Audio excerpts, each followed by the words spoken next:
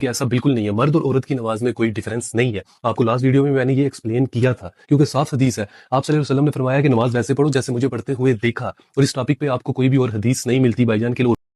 صحیح بخاری کی حدیث ہے 6008، اس میں ایک جملہ ہے صلو کما رأیتمونی۔ اس کو لے کر امت کو یہ بتایا جاتا ہے کہ مرد اور عورت کی نماز میں کوئی بھی فرق نہیں ہے۔ تو یہ مکمل حدیث کا اسکین پیج آپ کے سامنے ہے اور ترجمہ بھی آپ کے سامنے ہے، آپ لوگ اس کو پڑھ بھی سکتے ہیں۔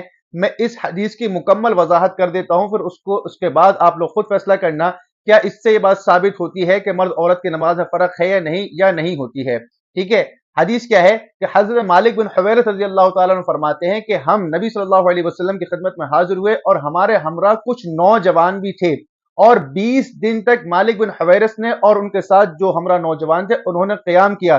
اس کے بعد نبی صلی اللہ علیہ وسلم کو یہ خیال آیا کہ آپ کو اپنے اہل خانہ کی یاد آ رہی ہے، تو اس کے بارے میں آپ نے پوچھا۔ پھر مالک بن حویرث نے ان کو پورے حالات بیان کیے۔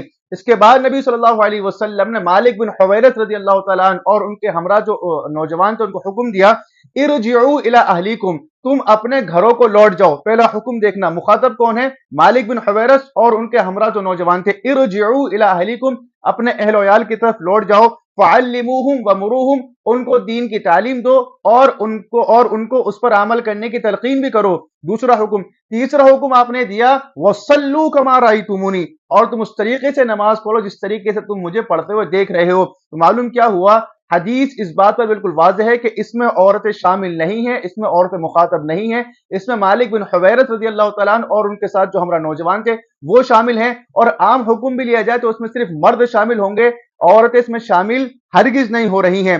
اور اس بات کی تائید اگلا جملہ اور کر رہا ہے کہ اس میں عورتیں شامل نہیں ہیں۔ کبھی حضرت الصلاۃ فلیؤذن لکم احدکم، اور جب نماز کا وقت ہو جائے تو تم میں سے کوئی اذان کہے، پھر تم میں سے جو بڑا ہو وہ امامت کرائے۔ تو معلوم کیا ہوا کہ اذان جو ہے وہ عورتیں نہیں دیتی ہیں۔ تو اس حدیث سے کہیں سے کہتے کہ یہ بات ثابت نہیں ہوتی ہے کہ آپ اس کو اس بات پر دلیل بنائیں کہ مرد اور عورت کی نماز میں کوئی فرق نہیں ہے۔ اگر آپ اس کو دلیل بناتے ہیں تو آپ ثابت کریں کہ کس وجہ سے آپ نے اس کو اس بات پر دلیل بنایا کہ مرد اور عورت کی نماز میں کوئی فرق نہیں ہے۔ باقی مرد اور عورت کی نماز میں جو فرق ہے وہ حدیث مبارکہ کی روشنی میں انشاءاللہ آپ کے سامنے دوسری ویڈیو میں آ جائیں گے۔